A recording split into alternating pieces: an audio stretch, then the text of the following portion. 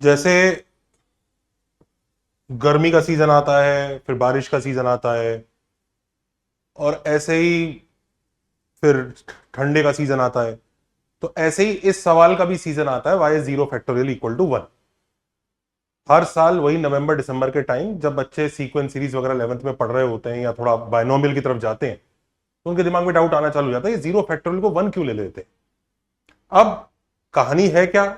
अब इसके प्रूफ तो कई सारे हैं और कई सारे डेप्थ में भी हैं, उनके ऊपर भी हम कभी ना कभी वीडियो बनाएंगे ही बनाएंगे। पर आज हम इस एक थोड़ा इंट्यूटिव अप्रोच के थ्रू समझेंगे कि जीरो फैक्टोरियल एक्चुअली वन क्या है, और हमारा जो रीजन है वो इंटीग्रेशन पे उतना ज्यादा डिपेंड नहीं करेगा।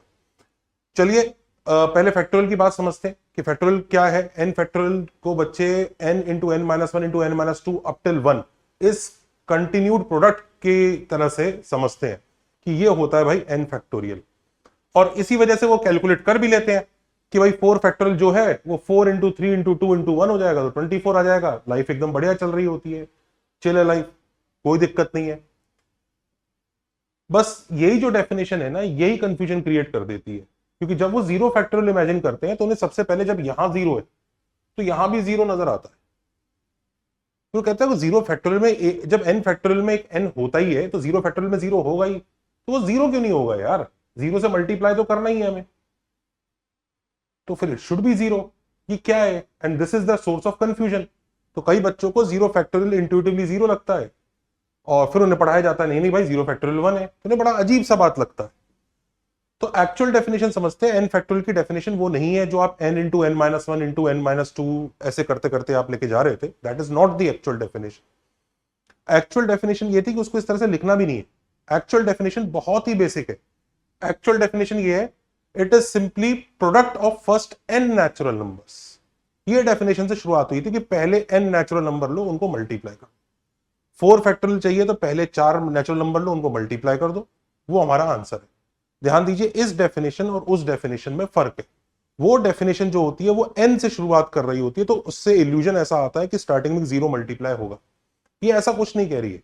पहली बात, ये जो डेफिनेशन भी है ये नेचुरल नंबर के लिए डिफाइन की गई थी कि भाई आपको नंबर ऑफ नेचुरल नंबर्स बताने हैं जो आप मल्टीप्लाई कर रहे हैं। तो जो नंबर ऑफ नेचुरल नंबर्स आप मल्टीप्लाई करके बता रहे हैं वो एक होंगे, दो होंगे, तीन होंगे, मतलब गिनती होगी 10 होंगे। तो ये नेचुरल नंबर के लिए बनाया गया।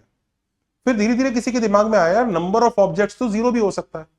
फॉर एग्जाम्पल, कोई मेरे से पूछे कि भाई मेरे अकाउंट में कितने बिटकॉइन है, तो जीरो आंसर है, तो zero could be a number of objects का वैलिड आंसर। तो कहा गया कि भाई इस डेफिनेशन को ना थोड़ा एक्सटेंड करो यार, ये तो खाली नेचुरल नंबर के लिए बात हो रही है, जबकि किसी भी क्वांटिटी का होना, जैसे फॉर एग्जाम्पल मेरे बगल में कितनी मिस यूनिवर्स खड़ी है, तो आंसर जीरो है। तो कितनी कोई चीज है उसका आंसर जीरो हो सकता है, तो खाली नेचुरल नंबर के लिए इसको बनाना कि product of first n natural number, तो ये इस डेफिनेशन के साथ थोड़ा सा विश्वासघात है। इस डेफिनेशन को थोड़ा एक्सटेंड करो, क्योंकि नंबर ऑफ ऑब्जेक्ट जीरो भी हो सकता है, तो product of first zero natural number के लिए किया, तो लोगों ने इसको एक्सटेंड किया for n equal to zero. और उन्होंने कहा ऐसे एक्सटेंड करो कि कंसिस्टेंसी बनी रहे, ऐसा ना हो कि हम जो डेफिनेशन बनाए उस डेफिनेशन गड़बड़ हो जाए। तो जीरो फैक्टोरियल का मतलब हुआ प्रोडक्ट ऑफ क्या? Product of first zero natural numbers. मतलब आप कोई भी नेचुरल नंबर मल्टीप्लाई ना करें तो क्या आंसर आता है। अब ये बड़ी अजीब बात लगती है, कुछ भी ना करें तो आंसर क्या आता है, कुछ भी नहीं करा मैंने तो क्या आंसर होगा। कुछ भी नहीं करा मतलब जब कुछ भी नहीं हुआ, सृष्टि बनी भी नहीं, बाय डिफॉल्ट आंसर क्या है? आपकी दुनिया शुरू भी नहीं हुई तो बाय डिफॉल्ट आंसर क्या है? तो ये डिफॉल्ट आंसर के बारे में बात हो रही है। अब डिफॉल्ट आंसर दो केसेस में समझते हैं तो आपके कंफ्यूजन क्लियर होंगे। एक होता है हमारी प्रोसेस लेट से एडिशन थी और हमने कुछ भी ऐड नहीं किया। फॉर एग्जाम्पल, लेट से मेरे बैंक अकाउंट में 100 रुपए पड़े थे और किसी ने कुछ भी रुपए उसमें ऐड नहीं किए, तो जिसने कुछ भी नहीं किया तो बेसिकली 100 के 100 ही रह गए। तो इसका मतलब कितने रुपए ऐड किए गए? तो जीरो ऐड किया गया। तो when you are adding nothing that means you are adding zero. Zero is your additive identity. जब कुछ भी नहीं ऐड करेंगे तो जीरो होगा, एडिटिव आइडेंटिटी।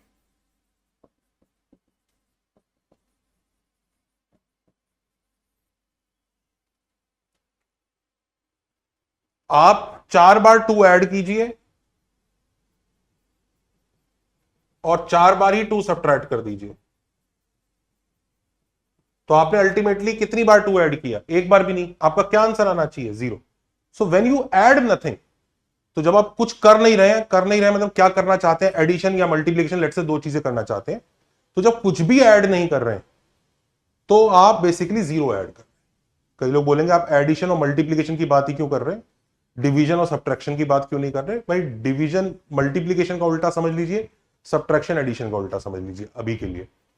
तो when you are adding nothing the answer is 0।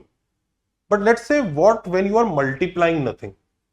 अब मेरे अकाउंट में 100 रुपए थे, ये बड़ा ही बेकार बैंक है, ये कोई इंटरेस्ट नहीं देता, कोई रेट ऑफ इंटरेस्ट नहीं, कुछ नहीं। इस बैंक की क्या कहानी है कि भाई जितने पैसे पड़े उतने ही रहेंगे। तो ये आप जानते हैं कंपाउंड इंटरेस्ट से चीज मल्टीप्लाई होती है। अब वो मल्टीप्लाई नहीं हो रही, कुछ कोई नंबर से मल्टीप्लाई नहीं हो रहा। मेरे अकाउंट में 100 रुपए पड़े थे, 100 के 100 ही रह गए। तो when they are multiplying it by nothing, तो मेरे अकाउंट में 100 के 100 ही रह गए। तो it is effectively multiplying by what number? 1। 1 is your multiplicative identity.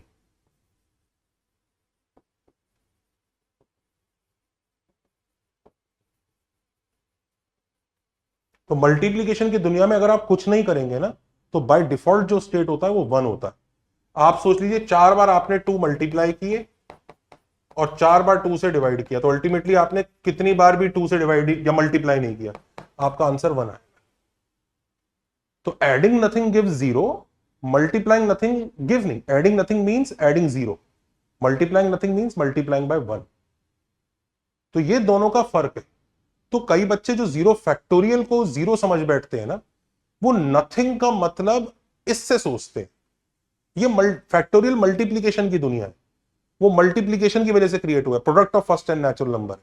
तो अगर उसमें n 0 होता है तो प्रोडक्ट ऑफ नथिंग है, तो प्रोडक्ट ऑफ नथिंग को 1 ही होना पड़ेगा। हाँ, अगर आप एक नई चीज डिफाइन करें कि लेट्स से n हैश करके एक चीज है, वो sum of first n natural number है, वो sum of first n natural number है, इसके बारे में बात करें तो इसके लिए आप बोल सकते हैं कि भाई ठीक है, अगर 4 हैश निकालना है तो 1 + 2 + 3 + 4 निकालूंगा, वो 10 होगा।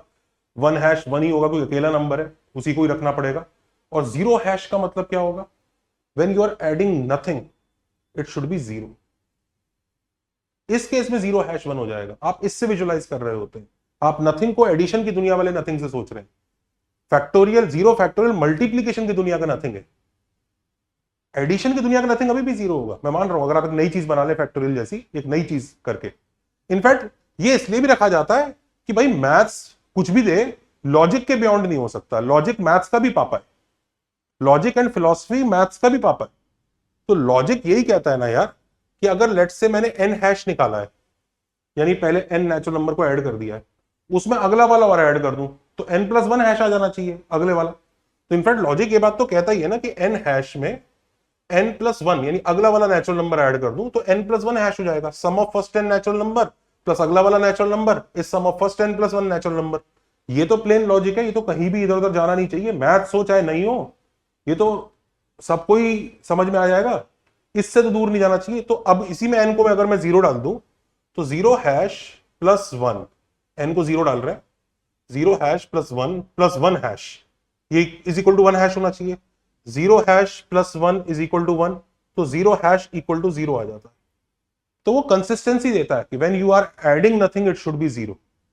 Similarly 0 factorial equal to 1 consistency देगा आपको जब आप प्रोडक्ट की बात कर रहे होंगे। तो n फैक्टोरियल क्या है? Product of first n natural number है। उसमें 4 फैक्टोरियल आपका 1 × 2 × 3 × 4 24 है। और यहीं पे अगर आप 0 फैक्टोरियल की बात करेंगे तो वो 1 लिया जाएगा, क्योंकि उसमें आप कुछ भी मल्टीप्लाई नहीं कर रहे हैं। और वो लॉजिक से भी अग्री करेगा कि आपने पहले n नेचुरल नंबर को मल्टीप्लाई किया, उसमें अगला वाला नेचुरल नंबर मल्टीप्लाई करके n + 1 का फैक्टोरियल आना चाहिए। तो अगर मैं इसमें n को 0 डाल दूं, इसमें n को 0 डाल दूं तो 0 factorial into 1 should be equal to 1 factorial. तो 0 फैक्टोरियल इसी से बना जाता है।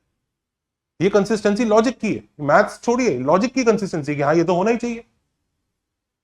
अगर बिल्डिंग हमारी n इमारत की है, उसमें एक और इमारत जोड़ दी जाए तो n + 1 इमारत की बिल्डिंग हो जाएगी।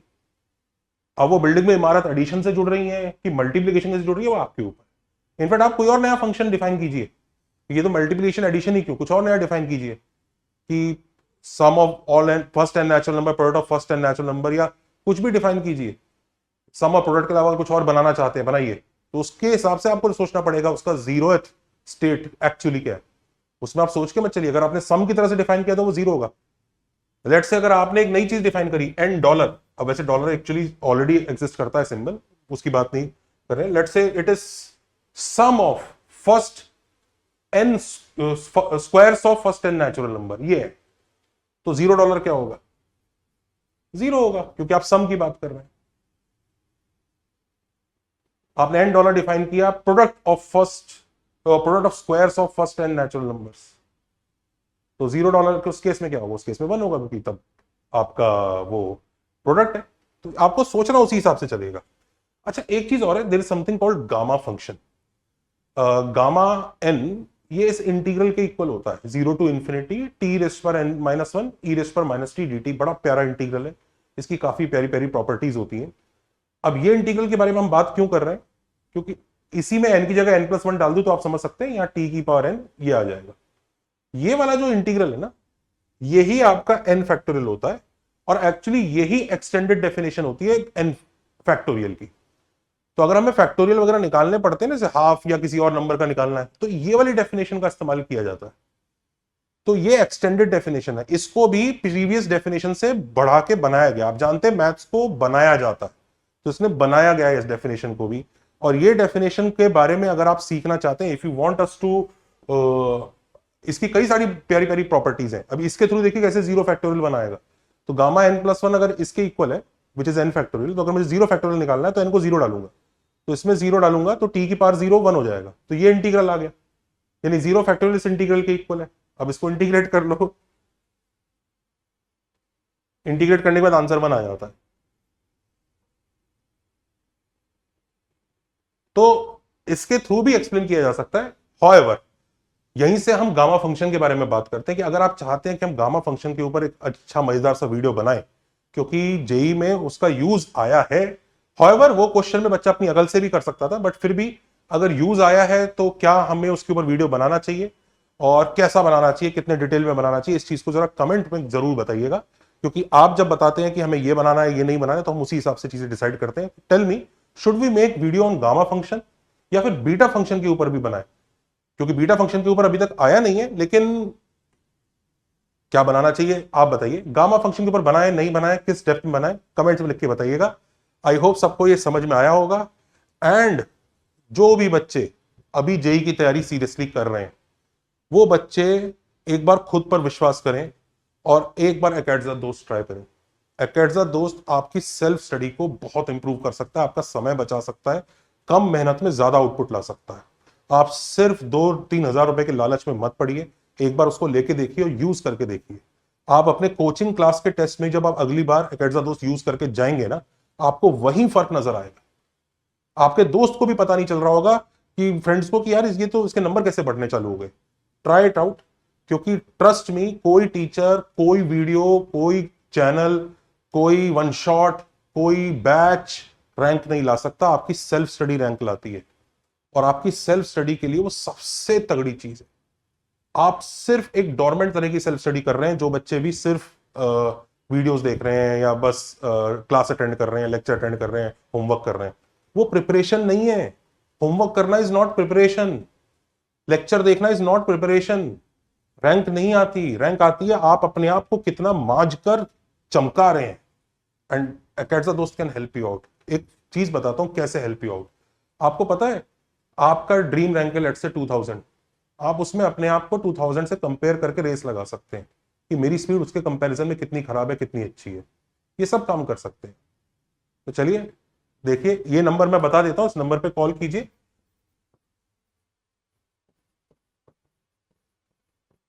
एक क्यूआर कोड दिया ही हुआ है, उस क्यूआर कोड पे पेमेंट करने के बाद इस नंबर पे स्क्रीनशॉट भेजिएगा and you will get your एकेडजा दोस्त login. Take care, bye bye.